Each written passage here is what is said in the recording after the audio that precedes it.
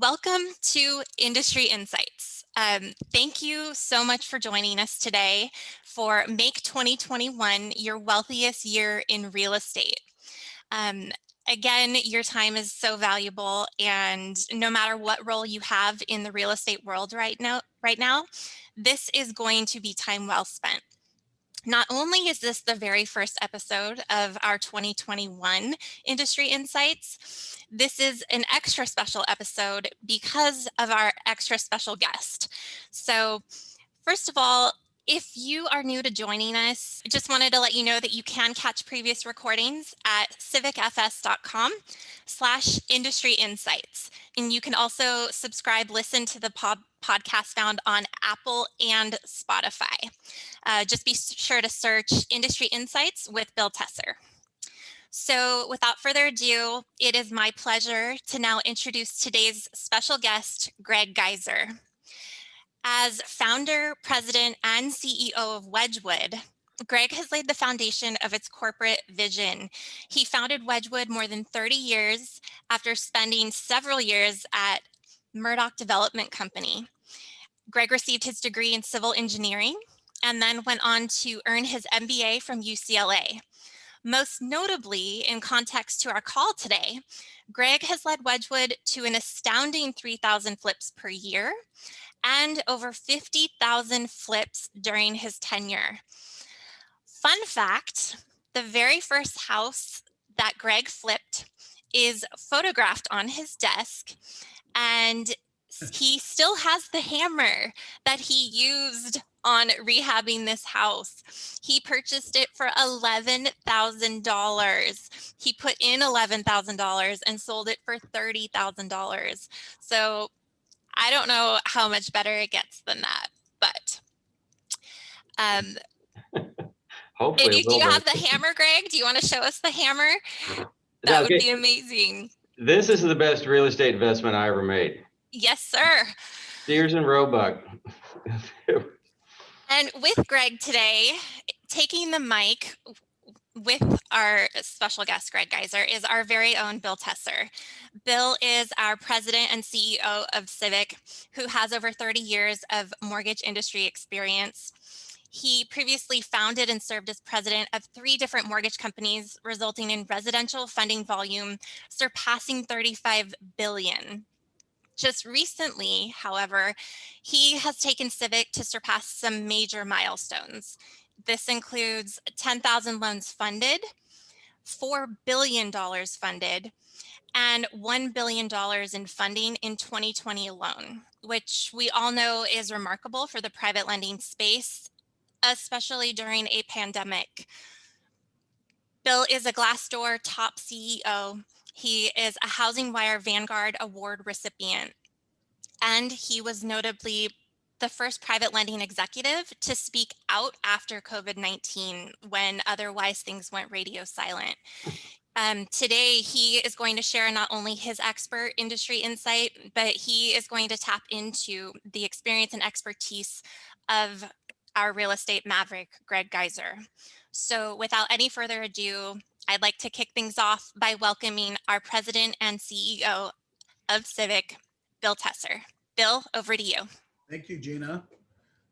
You know, I think when the pandemic hit in early March and we had to send a whole bunch of people home, and I think under the big W, which Greg and I managed different parts of, there were 650 employees. And I would tell you that for the first at least 4 months, it felt like it was Greg and I and a handful of others. And we got to spend a lot more time together over the last 9 months than we did probably the first 4 years we worked together. And I got to hear some of the stories we're going to share today. And I think after every one of those one-on-ones, I'd go away going like, that's a chapter, that's a chapter, that's a book, that's a series, right? And there's just so much information that sits inside or in between Greg's ears from lessons learned and experiences and accomplishments. And so I'm super excited. Thank you, Greg, for joining us today. It will be a gift to everyone.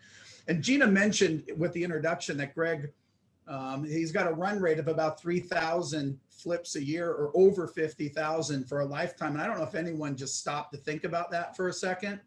Like, I know some very experienced flippers that have 25 to 30 historical flips, and they are the smartest people in the room if you just give them a chance to hear those lessons learned. But 3,000 a year or 50 over a lifetime is unbelievable. And I guess to start things off, Greg, like, lessons learned, how is that preparing you in Wedgwood as you go into 2021, looking back and allowing you guys to think forward? Oh, I don't, it's been a long time. Yeah, but that first little house, if I look back, that was over 40 years ago. So this has been going on a long time. And when I started, I didn't really think of it. I mean, the term flipping houses didn't exist back then. This was kind of back before dirt was discovered. And I just kind of did it because I thought it'd be fun. And, buy an old house, fix it up. I was a carpenter, used to build decks and patios and trellises. I had a little business. I had a 64 Chevy pickup that I bought for $50. So anyway, that turned into doing houses and so on. But as you look back over 40 years, the one thing that is constant, I know this sounds trite, but is change.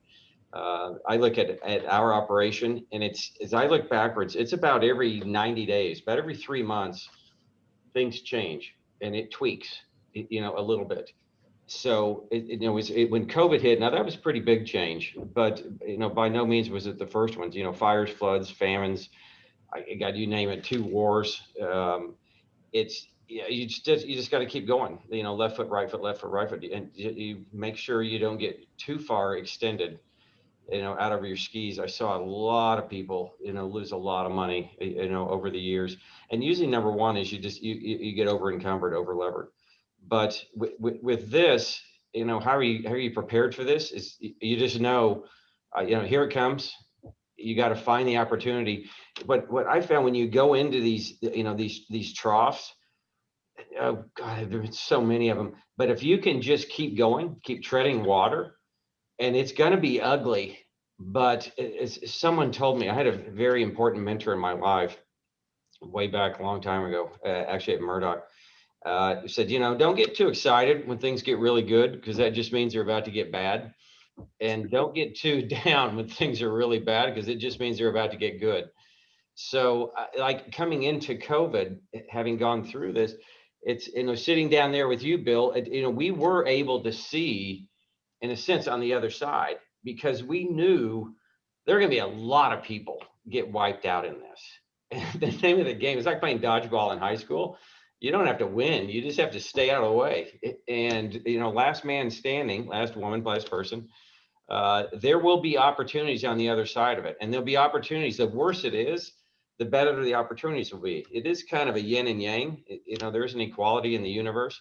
But as bad as it is, you just think to yourself, I just got to get through it. I've got to get through it. And they're going to be incredible opportunities, which we've all seen, probably everybody here on this, on this call. It's, you hit a phase where you look out there, and it's like, I tell our people here, I said, you're going to see a time, we're all going to see this in the next, I would say it's going to be pretty quick now, now the vaccine's out. You're going to see a time where you hit this phase and you go, oh my God, I can't believe I could buy this for this. Because there's going to be a flood of opportunity that comes through. So you have to focus on the current situation, because you've got to get through it. You've got to navigate through it. You've got to survive. The whole little survive to thrive kind of thing you hear. But you've got to navigate through this. But at the same time, you want to keep looking down the road and think, okay, there's going to be a time that's going to be really, as bad as it is, the worse it is, the better it's going to be. Greg, one of the things we talked about in times past was about access to information. And I think about, like, currently, I think as of last Thursday, Wedgwood had a little over 1,700 properties in the various stages of the daisy chain. And that's from acquisition to rehabilitation or relocation to the marketing and sale. And so what's most impressive to me about the 1,700 plus is the different information points Greg looks over every single day. How long is rehab taking? How much is rehab taking? how many days on the market, how many offers are they getting on the properties, what concessions are being requested. So maybe you could talk a little bit, Greg. I know volumes were down during the pandemic, but ROIs opened up, and maybe you could touch on that. Yeah, it was interesting when it first hit. It's like everybody else. We just kept thinking, this isn't possible. This isn't happening. This is not going to happen. I had tickets to the tennis tournament. We were going to go to the NCAA tournament. Well, surely that's going to happen. That'll happen. And then as you slip deeper and deeper into this, I mean, all of a sudden, one thing Bill talks about, we monitor all of it. We monitor all of our activity, and you do this for 40 years, and you start figuring out some things. But we monitor offer activity and call volume and so forth. So we get a little bit of advanced warning because our inventory stretches from Alaska to Miami. We call it the smile minus two teeth. We're not in Mississippi or Alabama, but when you've got all these data points and you watch it. And boy, was I ever watching it then. And then all of a sudden, we're holding for like a week. And then the cancellations came in, the escrow cancellations. That's the worst part. I think we had 60 in 1 week. And then I thought, okay, this is going to be so bad. So we started, the one thing that when you get into these crises, for those of you who have, building little businesses, one thing I tell you is you got to react quick. In the past, we weren't always, you try and hang on, you get in the denial phase. Well, this isn't really happening. It's not really happening, but you've got to move quick. And that by moving quick, you've got to change your overhead configuration. And it's painful. It's not fun. We tried to move as fast as we could in this one. And this one was really complicated because you had furloughs, you had layoffs, which everyone hates. You can't stand it. Furloughs, layoffs, cutbacks, salary rollbacks. And it was, I don't say every 3 days a week, over there, maybe even 4, we were instituting some new cutback and downsizing. But we had learned in the past, you've got to do it quick. You've got to get your overhead down as absolutely fast as you can, because you got to survive to the other side. And then I started watching our numbers. And yes, we lost 60 houses in a week, but of the 60, about 45 went back into escrow. And I thought, okay, so I'm comparing this to past crashes. And the difference with this one is the past crashes, they were financially originated, and this was biologically originated. So I thought, okay, this feels different than the last one. And we monitor all of my data points that I'm looking at. I monitor call volume week to week, month to month, and year to year, offer activity, cancellation activity. And I was comparing it to past times, and I noticed this one felt different. And then all of a sudden, our cancellations started tapering off. The houses that did cancel, sometimes they went back into escrow with the same person. So that was telling me, okay, people got terrified, backed off, and then thought, well, you know what? The sun rose again this morning. They stepped back in. The job losses, were horrible at the start, but everybody, our office, as Bill said, what was 600 people? We probably got 400 here in LA. We went to a virtual office in 3 days. I still don't know how we did it. Well, then all of a sudden, so with one sector of the economy, if you could do this, if you could sit on a Zoom call, you still had a job. And then all of a sudden, those people wanted houses. So like in the past, I would notice, this is during the big meltdown. Our numbers were collapsing. It was ugly. It was not fun. Lehman failed. Bear Stearns failed. The mortgage market failed. And all of our monthly numbers looked really, really bad. But then I got a hunch. This is when we developed a whole new report. I thought, okay, I know the old stuff I have is bad, but I just had a feeling the new stuff was going to perform better. So I switched our reporting around.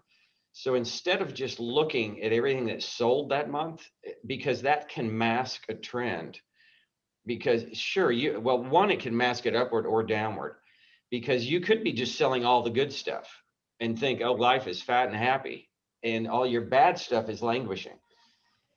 But in this situation, so I took all of our data and I had the team, I said, okay, I want you to flip it around. I want to look at it not by month that we sold, but by month that we purchased. So put it in baskets. So what do we call it? Our PPD report, property by purchase date. So we started monitoring how is the older stuff, I said, I know it's bad. How's the newer stuff doing? And this was in May of 08. If you can think back, this was before Lehman had failed, Bear had already failed. The whole world was melting down. But all of a sudden, my new properties were doing this, and we're getting multiple offers. Prices were holding. Everybody else is running for the hills. In real estate, you could drive to McDonald's and they give you a supersize and a house, a 3-bedroom, 2-bedroom track house. Everybody was running from it, and I thought, wow, this is different. The data is telling us something different. So you've got to sometimes dig through, and find what's really going on. I mean, the one that perplexes me is like the Case-Shiller report, and why in the world anybody would want to know how their house is versus 12 months ago. I still don't understand that. You could have 11 months of a trend that you've missed, saying, oh yeah, well, we're good versus a year ago. Well, how about that? So we try and look at the most current data and what's happening right now. And, we tell ourselves, we're operating, we try and look through the windshield instead of the rearview mirror. If you're looking at sales that happened in October, but should still hold up on an appraisal, that property went into escrow in maybe August. So you're 9 months behind the times. Greg, one of the things that you should touch on is, and I think it's a strength of Wedgewood, is you guys don't fall in love with the sales price. Like, you have an idea because you have all this reference and market perspective. The market early COVID tells you something different. And I think the fact that you guys will take your lumps early rather than hoping or wishing something changes tomorrow. Maybe you can touch briefly upon that. Then I want to take us in to last weekend and the importance of that weekend for Wedgewood. Oh, yeah, I know you see that, and as I tell people, you don't get to set the sale price, on this. This actually probably goes back to my first little house, my little $11,000 wonder. At that point, we were working through the summer. I had a college roommate. I went to Oklahoma State, so it was an agricultural school. My roommate, his family were there. We're one of the largest ranchers in northern Oklahoma. And I was talking to him just about the ranching business, raising cattle. And you go out and you buy a bunch of little calves and you let them run around the back and they eat and they get bigger and then you sell them. And I said, well, okay, well, how's this business work? What's the key? And he said, well, the key is knowing when to sell your cattle. Because, now with the options market, you can actually sell your cattle at any time. And so his dad would watch the price of beef go up and down, and then boom, he'd peg it and sell. And he said, my dad is one of the best out there at knowing when to sell. So I got a chance to meet him, and this was country. His name was UG Savage. I didn't know that. I don't know what they stood for. I actually don't know if he had a name. UG. I said, Mr. Savage. I said, how do you know how to time the market? And he said, son, you just got to remember, them aren't dollars, them are numbers. And so I was thinking to myself, I said, wow, there's kind of a quiet brilliance inside of that. Don't get caught up on the dollars. And I was so young. I was in college still. And so anyway, we're working on this house, take it through the end of the summer. I had a buddy who I'd talked into putting up half the money, who, he didn't even know which end of a hammer to hold, but he was a very good friend of mine. And we hit the end of the summer. We get an offer on the house, $30,000, as Bill said. My buddy comes to me, he said, God, he said, Greg, if we waited and put $35,000 on the value of our house, that would be $2,500 more for both of us. And I had just talked with Mr. Savage, and I said, Otis, them aren't dollars, them are numbers. We're out. If we got a bid, we're going to hit it. It was the only offer we ever got on our house. So it did tell me what I could tell people. Them aren't dollars. You have to divorce yourself from that. Well, how much am I going to make? Well, what if I did this? All of a sudden, your thinking goes out the window, and you have to look at the situation. I see this with banks. God love them, but they're great to compete against because they'll put a price out, and sit and wait and wait and wait and wait. And well, maybe I'll hit it. Maybe I'll hit it. Maybe somebody will show up. If somebody's not hitting your price, you're not in the market. Yeah, well, Greg, you and I saw that with the big iBuyers, right? We flew out to Frisco, met with the biggest, and you got people that are experts in technology that have come into the real estate space. Oh yeah, they came to, yeah, we were working with them. I assume you're talking about this story, which is a good cue up for it. But we were talking, we were doing a deal, getting ready to put it on the market. And the argument was, and we said, okay, the value's, I'm picking a number, 350. And they said, no, we can't sell this for 350. This thing is worth, we're going to put 400,000 on this. This is crazy. You're giving away money. Shaking my head going, you don't get it. You aren't setting the price. What you're going to do, you're going to set the price at 400 and it's going to sit and sit and sit and sit. And then you're going to drop it to 380 and then 370 and then 360. Put it at 350. We put it at 350. Boom. It hit, it got bid up and it sold for over 400. So it's, price it in the money. It's, the market will bail you out. It's not, yeah. If you take any property you have, go put it out on the market for $1. I guarantee you it will not sell for $1. So the idea of, hanging and holding is, hope is not good when you're investing. Greg, take me through, it was interesting when we first started working together. You shared with me the power of information, and you told me early on that the MLK weekend coming off of the holidays and into that 3-day weekend would tell you an awful lot about offer activity. And there were particular numbers. It was almost like, I think it's probably the most important weekend for Wedgwood historically, looking forward to determine buyer activity. Is that correct? That's true. Yes. So talk to us about that. It was, I discovered this, I don't know how many years ago. It was a very important weekend because as you come in through the fall season, in a normal market, which I haven't seen a normal market in a long time, especially this year. But as you're coming in through the fall, it's kind of like the spacecraft's going around the back of the moon, everything goes radio silent. But once you hit like about the third week in November through the end of the year, it's a really hard time to gauge what's going on in the market. Because, as I always tell people in the office, typically people don't give houses for Christmas presents. So you don't really know what's going on. And our Christmas activity would typically fall down, just to put a number on it too, about 14, like of our inventory, our total inventory. And at any one point, we've probably got 500 houses on the market. It would fall down to about 14%. So 14% of our inventory would have an offer on it.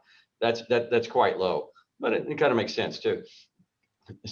So we're always trying to, buy, because we're kind of like a retailer. You got to buy, fix that, put it on the shelves. And then you got to have your shelves stocked. So you kind of have to play ahead of the game a little bit. So it was always scary going into the fall. How much do we buy? How much do we need to stock up? And it was really scary. You're in December and there's just no activity. Do you do price drops? There's always a little panic around here, and you think we'd learn, but around stuff's not moving. But then I started noticing it was MLK weekend. That was the weekend that set the tone for the rest of the year.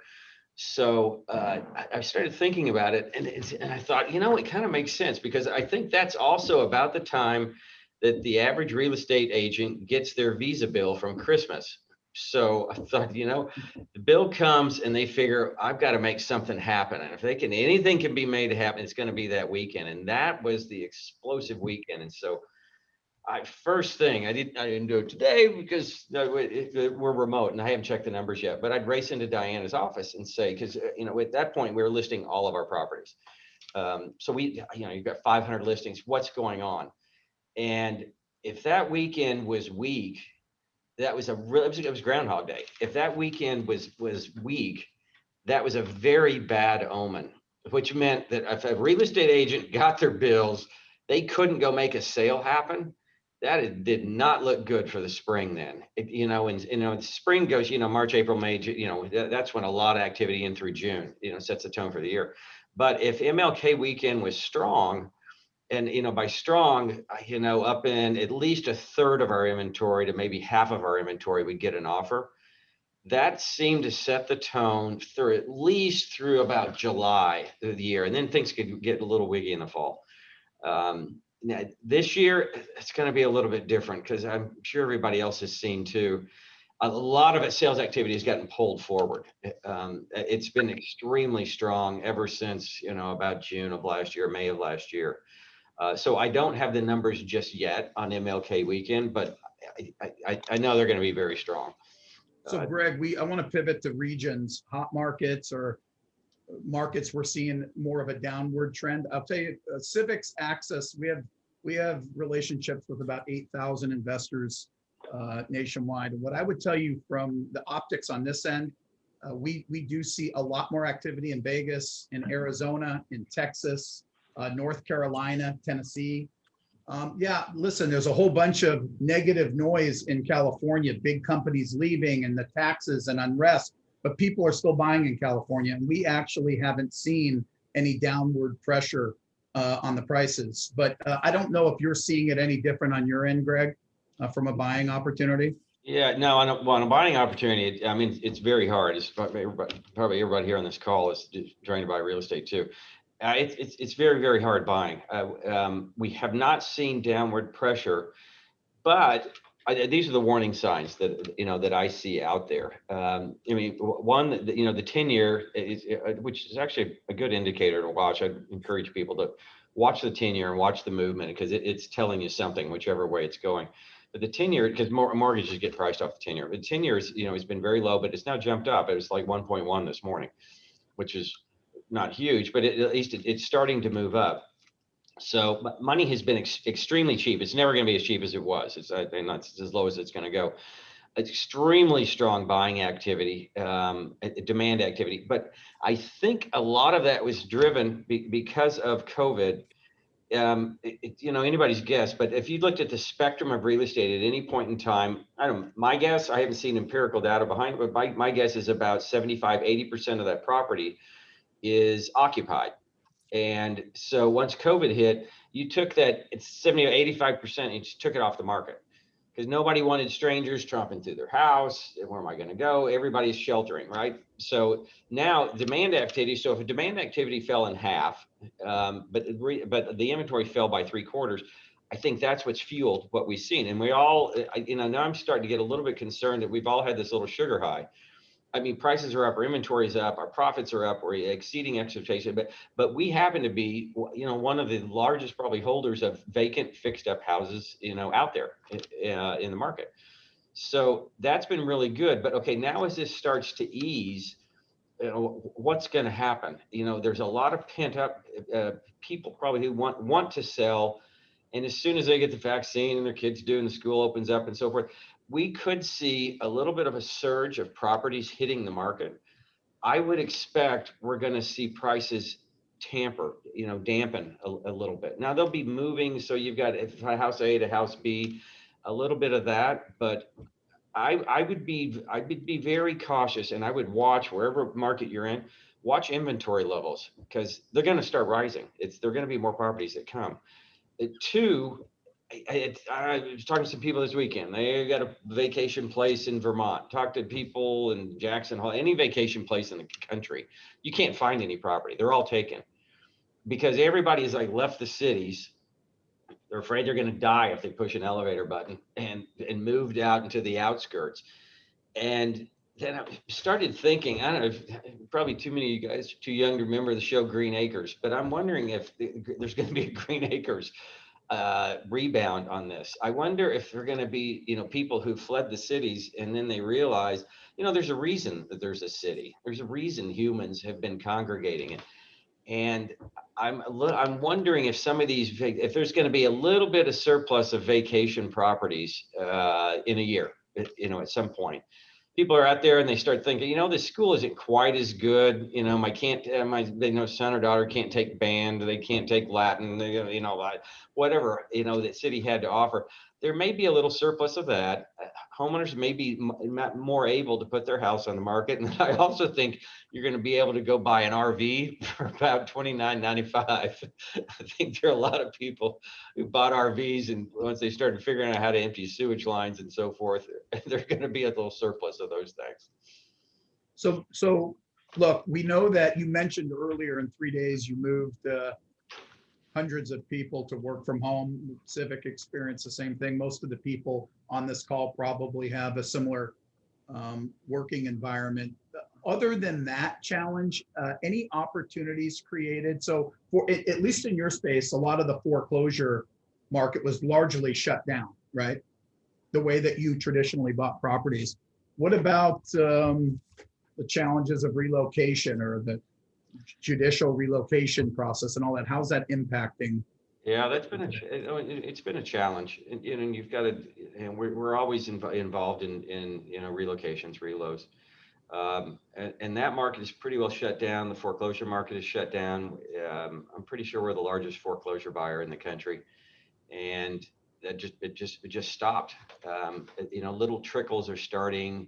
In Texas, I thought Texas was about to open up, and then they just shut down Harris, in Houston, and I believe San Antonio were shut down last cycle. California is pretty much shut down. There's a teeny little trickle coming through here. So, we pivoted to, direct buying, like everybody else. And so we're out, beating the streets, doing what everybody else is, working the MLS and buying. And we're fortunate. We've got some really, big competitive advantages in that space. It turns out, kind of surprised me that we had more than I thought we did. That's been a really good space for us. Greg, there was a report that Liz Hillstead shared with me a week or so ago from it was the Adam report. They talked about how the number of flips had been reduced through the pandemic, but the ROI had increased significantly. Can you touch on that at all? Yeah, we saw that. That's one of the things I track is when we buy properties, what our target sale price was and our target margin. And you kind of bounce, you've always got a little bit of sandbagging in there so that it should bounce. We should outperform our targets by a little bit. And then we saw, starting in March, the number of properties that we bought fell by half, which is hard to sustain your operation when you got half the inventory. But what surprised us was this huge, the outperformance that we saw. And, it was in, as a metric, we were outperforming by about 2 to 3 million. All of a sudden we're outperforming by 10 or 11 million. I'd never seen it that high ever, but you can see the rat and the snake as it's moving through there was a period, March, April, May, June, July, around in there, that window has performed very, very well. And then you see it as the market healed and investors came back and stuff started opening up, those have compressed down. So I think the stage that we're going to enter in next is I think it'll flip around. I think volume will go up and returns will go down. And that'll start to even out. I'm seeing it now. Our purchase numbers are increasing, but our per profit deal is squeezing. So now I'm starting to hear, we're putting together budgets and the team's squeezing. They're all, screaming, it's not out there. We can't make as much. And I'm like, okay, one thing that happens in real estate. Somebody told me a long time ago. Fortunately, there are two markets in real estate. There's a time to buy and there's a time to sell. And when you get messed up, it's when you mix those two up. You don't want to be trying to buy when you should be selling, and you don't want to be selling when you should be buying. That's when things get flipped around. So, and I tell everybody, but you never get both. At least maybe you'll get small little windows, but you never get where it's really, really easy to buy and it's really, really easy to sell. There's always a challenge. We were operating, it was a couple of years ago, in my acquisition team, everybody was screaming about how hard it is to buy. Foreclosures were down. They were down 25% in a year. And I said, okay, the only thing that's worse, what's worse? Foreclosures being down 25%, guys. It's when foreclosures are up 25%, because that now means the market's terrible. And things are collapsing, economics are bad. So they're just challenges on each side, and you've got to navigate around the challenges. You don't ever get it both. It's never easy. If anybody on this call has never seen Wedgwood's chain of events of what they go through with Darren and Jamie, and Justin and Wade and the team. It's an amazing thing. But maybe, Greg, in the simplest terms, for everyone on the call, when you're assessing the potential for a property, there's a lot that goes into it. What would you say the key things Greg Geiser looks at? What types of properties you tend to stay away from? We joke about this from time to time, but I think it would be good to share with the group. I try and keep it simple. I listen to, people talk, and and like coming to with all these statistics about the school district ratio per square foot and dollar average, and I said, I keep it simple. I mean, to me, it's I call it the pet principle. Could you have a pet in this house? I mean, if you back up to a freeway, it's not a great place for a pet. And two, would you let your sister live there? Don't overthink this. Well, this is where everything's moving, and this is the trend, and so forth. Is this someplace that you'd let a family member live in? Could you have a pet? I try and keep it. I try and keep it real simple. And then I know that the three most important things about real estate: location, blah blah blah blah. I've played that game, and I thought, I don't know. To me, the three most important things about real estate are price, because think of the worst, the worst neighborhood. We bought a lot of properties, in areas a lot of you've never been in. Somebody said, well, why are you buying in there? I said, well, would you buy a house for $1? And well, yeah, I'd do that. Well, that's what we're trying to do. But the other, what I try and avoid, I don't like if you're buying, for a longer term situation. I don't like areas that when you fly, because I grew up in Oklahoma City. When you fly over them, you can just have unlimited housing. You're not going to get any appreciation there in a situation like that. So if you think about, the cities, Phoenix, Oklahoma City, areas where you can just keep building houses till hell won't take them. And it's very, very, very hard to operate in that. If you're looking for a long-term appreciation. I don't like high rises. I don't like high rise condos, because at any point in time, there are 8, 10 of them for sale. And the only way you can get out the sales door is to compete on price. And you can say, well, no. Well, mine, I'm on the 25th floor, and that's only on the 32nd floor, whatever. Nobody cares. It's going to be price, and you're going to get killed. It's not fun. I also, I don't like, being in California, coming from the flatland. I don't like houses that are, where the driveway is hanging on. I remember driving by a place up in the Hollywood Hills, and I drove up, and it looked like the driveway was hanging on for dear life to the street curb. And I don't know why people would do that. It's maybe that's my civil engineering coming in, and especially when you can look in the driveway and you see little cracks like this, that thing's trying to go downhill.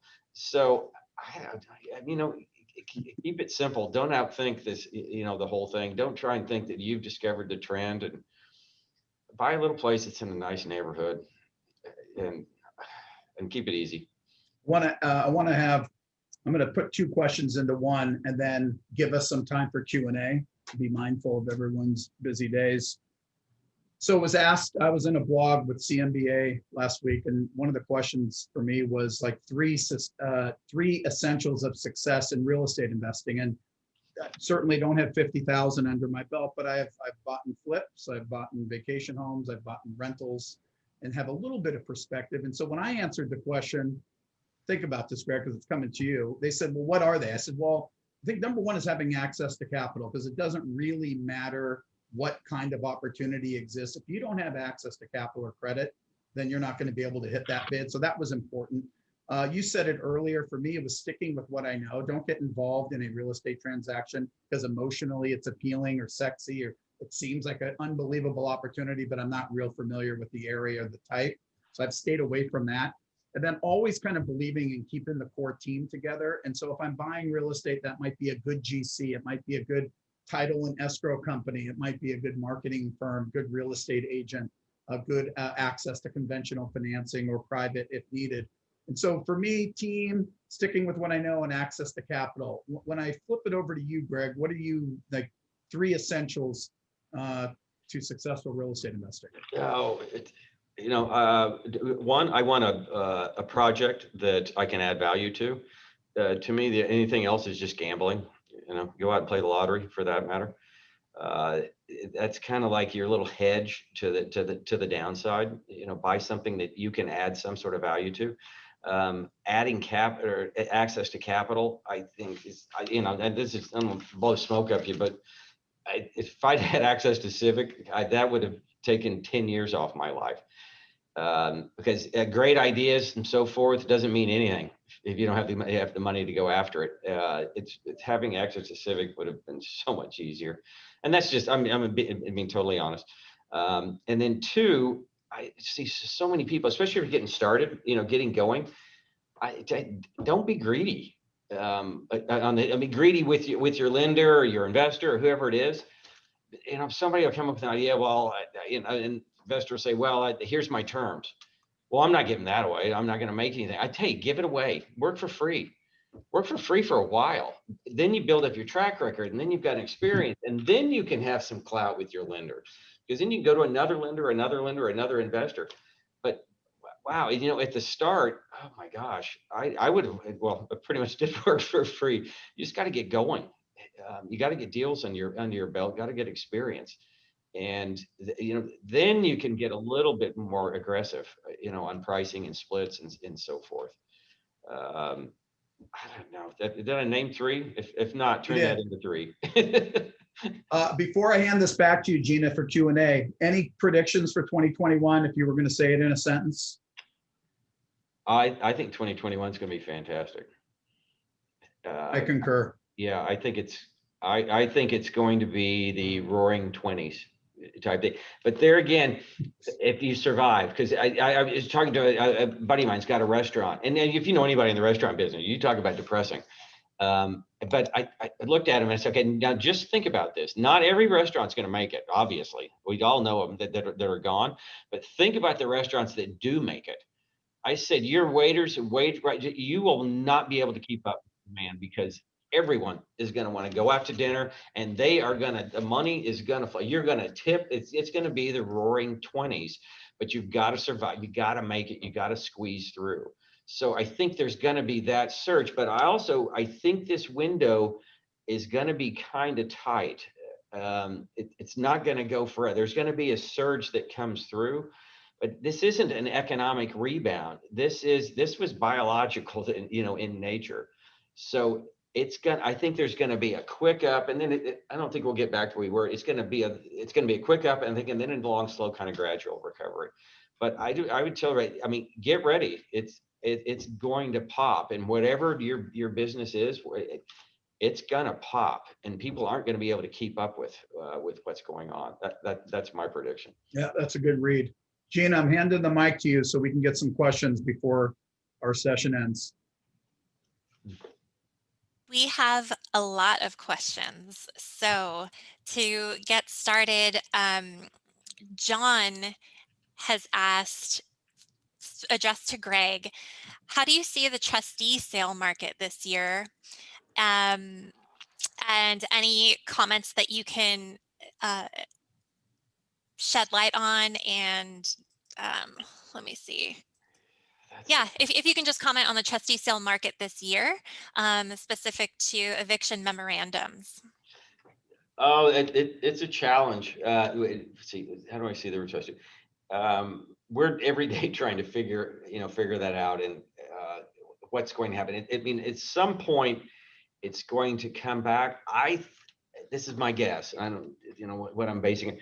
I think it's going to be like the open. I'm just talking about stuff hitting the courthouse to start with. I think there's going to be some sort of phased opening, like we saw in some states. I think it was Florida. They're allowing trustee sales to go through that started before COVID, originated before COVID. There's some logic behind it. So I think states are going to figure out some way to have kind of a gradual opening in a sense. That being said, whenever this happens, and I don't know when it's going to happen. I don't know what will be the trigger, but at some point it will happen. Some states like Texas, I think it's going to be a 6-lane highway, and it's going to be insane because there's a huge backlog. And I think trustees, lenders are going to all be racing for liquidity because they've had assets and cash tied locked up, and they're going to want to get at their cash. So I think there's going to be a surge, but then I said with the window, I think it's going to be a huge surge. It's going to be a giant blip, and then I think it'll taper off when it finally does come through. Now, then as far as the relocations, I don't know, there's going to be a lot of kind of negotiating, cash for keys, as they say. But I think we just paid someone $30,000 or $40,000 for cash for keys, which you're going to make money off of it.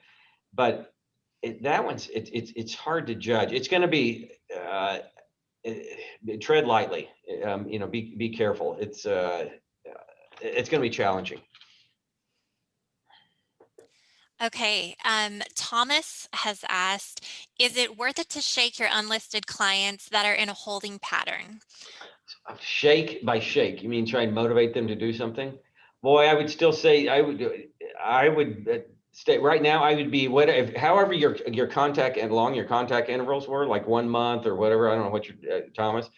I'd tighten that up because I think windows are going to open. I bet everybody on here knows 5 people who've gotten the vaccine, and it's starting to get out there. So if you've got a client who's been on the fence, who's been in a holding pattern, and then boom, mom and dad just got whatever it is, they got the vaccine, stuff's going to start opening fast, and you're going to want to be close to that. You're going to want to be that next phone call. Excellent. And we have a live question coming from Daniel Arias, who is our previous panelist. Daniel, are you there? Hey, thanks for having me. Yeah, Greg, of course. Daniel Arias from Finance of America. Congrats on all your success. It's easy to see why you're successful.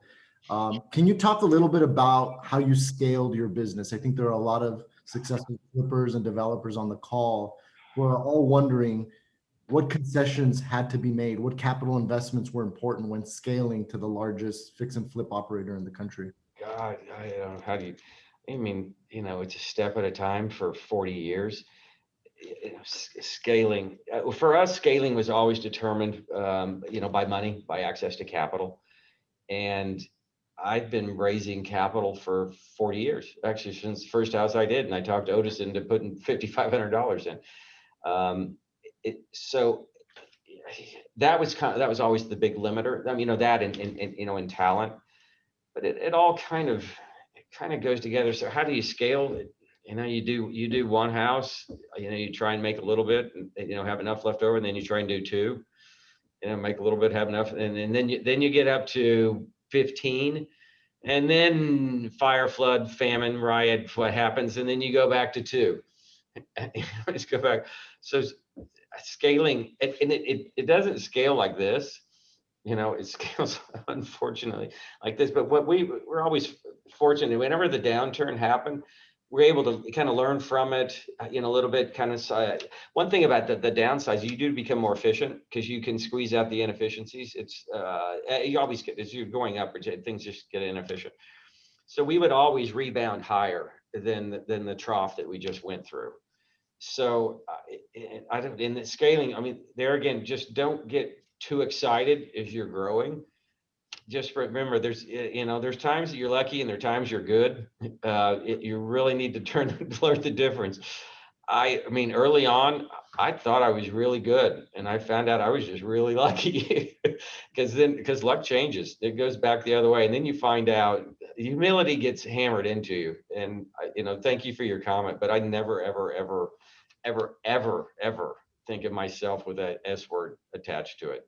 Yeah, Daniel, I think Greg started with it, but the access to capital, like if there is a takeaway, every one of you need to figure that part of the riddle out. You need to have access to capital to acquire. You need to have exits, such as Daniel. If you need to get somebody out of a real estate investment or into a rental product, you have to, Greg is an expert at access to capital in all different varieties. Let me tell you something. When the shit hit the fan, and it hit the fan in March, big community banks reached out to him at the CEO level and just said to him, we have your back. Why? because he had 35 years of paying back his loans, and all of the different examples of the marketplaces that he shared earlier with riots and with the collapse of the financial markets and changing temperatures and the like, he's always paid his money back. And so, yeah, that when that happens, access to capital opens up. And it's probably one of the big overlooked areas of your expertise, Greg, is your ability to have done that. I don't even know that you've ever really talked to me about that, but when you look back, I mean, I think that's had a lot to do with scaling your business. A lot. I think, yeah, and as you look back, I never thought, this is going to sound really stupid and trite, but I guess it isn't, because I guess a lot of people don't. But when you're, in a deal with investor, whoever it is, I know it sounds stupid, but do the right thing and do what you said you're going to do. Take a contract. I don't care if, here on page 19 in this I could get it. If you borrowed money, pay it back. And when we went through I'd pick one, we paid back every penny. Some of it I had to phase out, but we paid back every penny, full dollar, no write down, no discount. We paid it all back. And what I didn't realize is that person you're talking about, Bill, had dealt with, this is the CEO of a large, bank. A lot of people didn't. I didn't realize that. And he said, no, you guys, and I've heard this on Wall Street. We've set records for securitizations, and we hold a number of them on Wall Street for securitizations, time, speed, dollar, efficiency. And guys came up to me and he said, yeah, but you guys did what you said you were going to do. I don't know, maybe this is my stupid little Oklahoma roots, but I guess it's unique. So anyway, what I tell everybody out there, you say you're going to do something, do it. I know it sounds silly, but evidently a lot of people don't. And if you want to scale, if you want to grow, the other thing I would say, and this can also sound stupid, but that care more about your investors than you do about yourself, on your returns. And just not, because guess what? You take care of them, they'll take care of you. It'll come back. You don't have to worry about them. Worry about your employees more than you worry about yourself. I was on one panel and they say, how do you motivate people through a crisis? And I don't know. I never really thought about it, but I do know that if your employees believe that you care about them, they will follow. But the first step, though, you truly have to care about them. What did Groucho Marx once said? Once you've learned how to fake sincerity, you've got it made. It doesn't work with employees. If they do believe, though, that you care. I was in a business school class at UCLA, 2-hour class, 2 days a week. Walk in there, and I was the youngest, one of the youngest people in the business. And that wasn't to my credit. It was just an accident of admissions. And they had this chalkboard filled with all these management formulas. And I'm overwhelmed, and I'm looking at it, and I just thought to myself, oh my God, you know what? If you just care about your workers, if you just care about your employees, really care about them, more about them than you do yourself, all that goes away. And I never again went to the second half. I went to the first half of class because I had took a roll, but I never went to a full class. And so I guess it's that old school or whatever, but do what you said you're going to do. Take care of your people. Care more about your investors. Make sure they make their returns before you make yours. And good question, Daniel. And that actually segues perfectly to the next question. And first of all, on that note, Greg, Civic is 100% people first, act with honor is one of our core values. So we couldn't agree more with everything you're saying there. This next question is actually directed to Bill, and it's from Denise. Denise is asking, when the market crashes, will Civic and other lenders be liquid to lend funds out to investors? Yeah, I don't see the market crashing, but when the market pulls back, we were one of the very few lenders that lent uninterrupted through the pandemic. I will tell you that what Greg and his partners did early on with Civic is properly capitalize us. I think we are, if not one of the most capitalized private money companies in the space. We do about 1/4 of the volume we did when I ran a large conventional business, about 1/4 of the volume, and we have 5 times the balance sheet.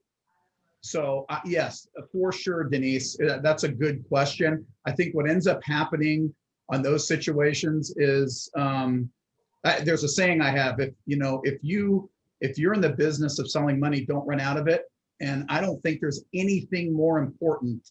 The one thing that I think about when I wake up and the last one when I go to bed is to make sure that we're always properly capitalized, or we really shouldn't be in the space. And so, yeah, I don't see a big crash. I do see a correction. I do think that will clean up part of the marketplace. It already did in COVID. From March to July, 75% of our space stopped lending, and about half of them have come back. So good question. Well, I mean, one thing we try and do is Bill and I talk is, we're watching the market, and we try and give like a little heads up of like, this market is softening, it's going down, you need to tighten up on your lending, just so Civic can be in a position that they don't get caught on the wrong side of the trade. We try. Nothing is guaranteed, but we try and keep ourselves in a spot where we can keep going forward. That's a good point. Okay, do we want to take one more, gentlemen, or? Yeah. Okay, we are just about at time.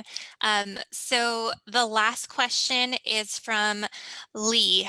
In a cooler market, what is your typical flip turn time versus now in a hot market?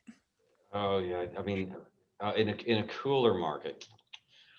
Well, let's see, my target is 6 months. But explain that, Greg. What is inside your target? Oh, it's hard. So that would be like acquisition, relocation, renovation, marketing, and escrow. Through those four phases. In reality, it probably was a little longer than that. I'm trying to delude myself. So yeah, actually, it's 7 months in a cool market. Through that. Now it can be faster, because the market's so hot and there's a huge appetite for, vacant houses that are fixed up. Beware, don't get too out in front. As I said before, we could see those times stretch out a little bit as more properties come on the market. It's bound to happen. Gina, if you have a couple more, I know you said you had a lot. If you have a couple more that you think would be beneficial, for those that want to stay on, we'll answer a couple more, and then everyone else can peel off, and then just explain where they can we'll make sure we get answers to those questions afterwards. Absolutely. I will keep going with a couple more. And for those of you who do have to hop in the interest of time, thank you so much for joining us. For those of you who can remain on, one of the additional questions that has come in, this is from Roberto. What's the one best tip that you can provide for a new flipper? Oh gosh. Oh, what's the one best tip? It's such a long process. I don't know if I came with one. I'd be careful on the. Okay, this is going to be one long tip. You've got to buy it right. If you bought it wrong, don't try and make it right. Here around the office, I just say, if you bought it wrong, mark it down, move on. But you've got to get out of it. To the next, what I always like to do is, as you look across the market, even if there are, I tell people, they're tired of me saying around here, I'm getting to be like a cranky old guy, I think. But even if there are like 20 houses for sale, ours should be the next one to sell. And you do that with price and presentation. So, on your rehab, do it right, make it look good. Curb appeal is very important. Don't worry about the backyard as much. Worry about the front. But the key with rehab, it's real easy to go spend money. You've got to know when to stop spending money. You can spend yourself into oblivion. I've had a lot of projects where the designer, somebody falls in love with the wallpaper, or, the tile or whatever. You spend yourself all the way through, and then it's great. It looks good. It's pretty, but you also lost $10,000. That's hard to. How do you take 40 years, 50,000 houses and turn it into one? I don't know. The other, keep going. Left foot, right foot, left foot, right foot.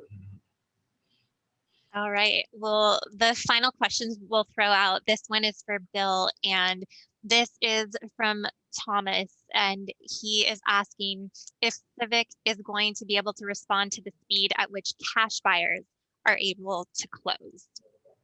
Yeah, I mean, so that is part of the pitch, right? So I think we run right now about 23% of our stuff is inside of a week, but the general turn times from beginning to end is like 11 days.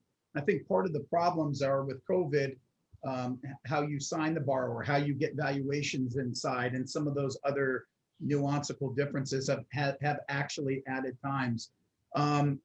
Most of our investors take that time period and are able to act like a cash buyer. But if you're talking about like inside of a couple days, I don't see that happening anytime in the near future. I think for us is our short-term BHAG for time is to keep everything under a week. So if we could do deals in 7 days, deal in and deal out, you can act like a cash buyer under that scenario. Good question, Thomas. I just, you talk about like, one tip. I would have, to have access to Civic, oh God, that would have saved me years and years and years and years and years. Which I guess is why it exists. It's why we have it, because I know there's a need for it. Yeah, Greg didn't have access to it, so he just created it. I wish I should have created it a long time ago. I didn't create it, by the way. I can't take credit for that.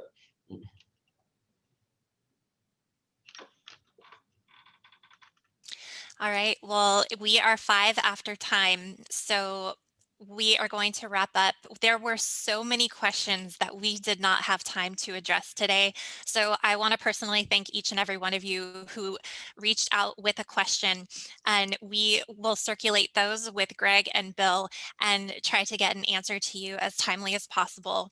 Just for registering today, you will receive a recording link to today's episode.